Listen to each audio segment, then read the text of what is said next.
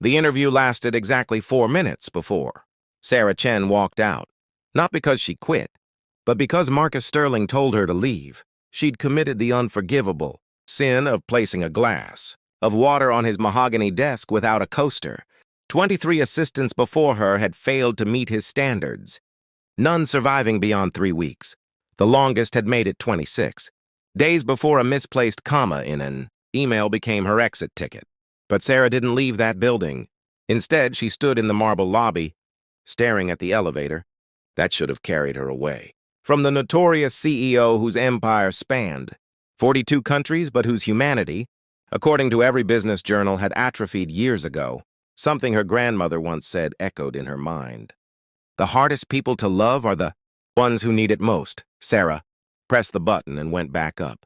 Marcus Sterling had built Sterling Global from a college dorm room idea into a multinational corporation worth $8 billion. At 37, he'd achieved everything measurable: the Forbes covers, the keynote speeches, the penthouse view of Manhattan that made clouds look like pedestrians. What he hadn't achieved was a single employee who could tolerate working directly with him for more than 4 weeks. His reputation preceded him like a storm warning. Brilliant, demanding, impossible.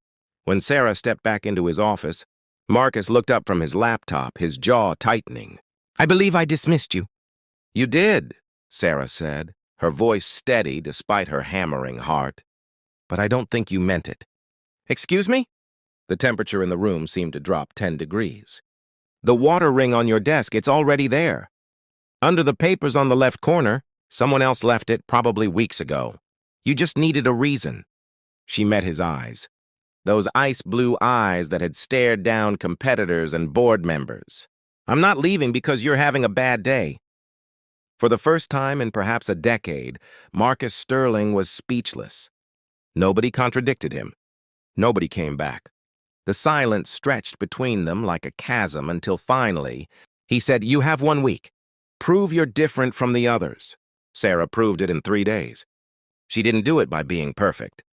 On her second day, she misspelled a client's name, a cardinal sin in Marcus's world. But instead of making excuses, she owned it, fixed it, and implemented a verification system to ensure it never happened again. She treated his anger not as a weapon aimed at her, but as information about what mattered to him. What made Sarah different wasn't her efficiency, though she was efficient. It wasn't her qualifications, though her resume was impressive. It was that she saw him. Really saw him. She noticed that he never ate lunch, subsisting on black coffee until evening. She observed how his shoulders tensed when his phone showed his father's number. She recognized that his impossible standards weren't cruelty, they were fear. Fear of failure.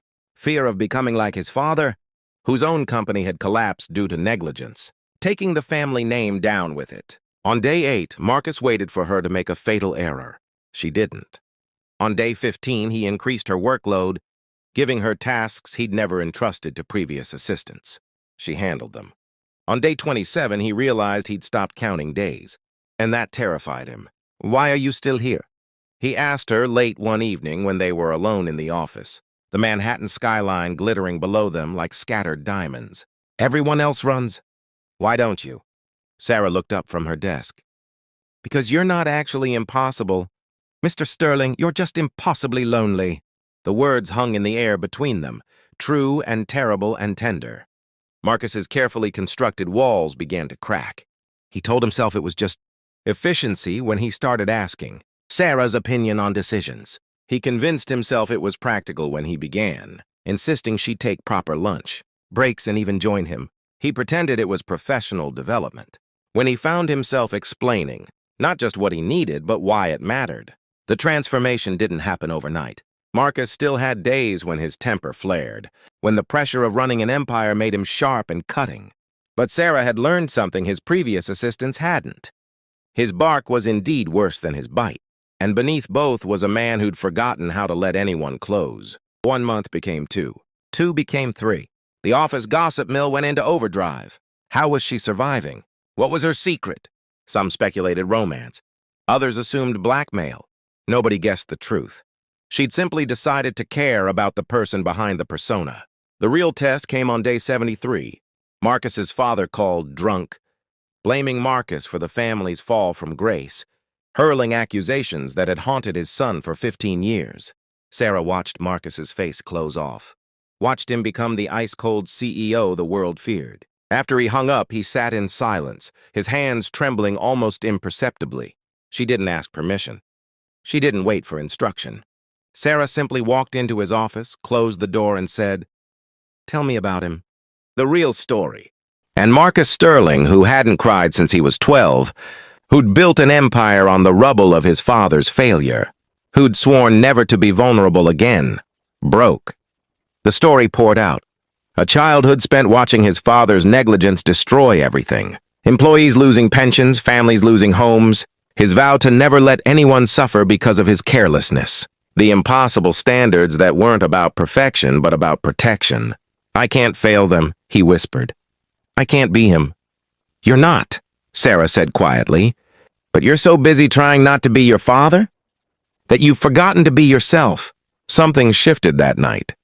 Marcus began to change, not his standards, which remained high, but his approach. He started saying thank you. He learned his employees' names, not just their functions. He discovered that people worked harder for encouragement than fear. Sarah showed him that strength and kindness weren't opposites, but companions. 6 months in, Marcus did something unprecedented. He attended his company's annual employee picnic. His executives were shocked. His board members were concerned. But Marcus, watching Sarah organize games for employees' children, realized he'd spent years building an empire but not a life. The moment that changed everything came on a rainy Tuesday. Sarah's nephew was hospitalized with pneumonia. She didn't ask for time off. She'd never asked for anything, but Marcus saw the fear in her eyes when she checked her phone. "Go," he said. "But the presentation?" I said, "Go. Family matters more than business." "I should have learned that years ago." Sarah looked at him. This man who'd fired assistants for being 30 seconds late, and saw tears in his eyes. "Thank you," she whispered. "No," Marcus said. "Thank you for teaching a millionaire CEO that being rich means nothing if you're bankrupt in the ways that matter." Sarah's nephew recovered. So did Marcus, from a disease more insidious than any physical illness. He recovered from loneliness, from the belief that success required isolation, from the fear that kindness was weakness. 1 year after Sarah walked back into his office, Marcus stood before his board of directors and announced a new initiative. Employee wellness programs, mental health support, paid family leave that actually encouraged people to take it. "Profits matter," he said, "but people matter more." I learned that from the best teacher I ever had, my assistant. The board was skeptical until they saw the results. Productivity increased. Innovation flourished. The company culture transformed. Turns out, people work better when they're treated like humans, not machines. As for Sarah and Marcus, their relationship remained professional, but it had deepened into something rarer than romance. Genuine friendship built on mutual respect and understanding. She taught him to be human again. He showed her that one. Person's kindness could indeed change a world, or at least one very broken heart. 3 years later, when asked his secret to success, Marcus Sterling gave an answer that made headlines. Hire people who care more about doing right than being right. And when someone shows you kindness, don't reject it. Let it transform you. 23 assistants couldn't last a month because they tried to survive. Marcus Sterling, Sarah, Chen lasted and changed everything because she tried to understand him instead. In the end, she didn't just turn his world upside down. She turned it right side up again, proving that sometimes the greatest power isn't in building empires, but in rebuilding the humanity we've lost along the way.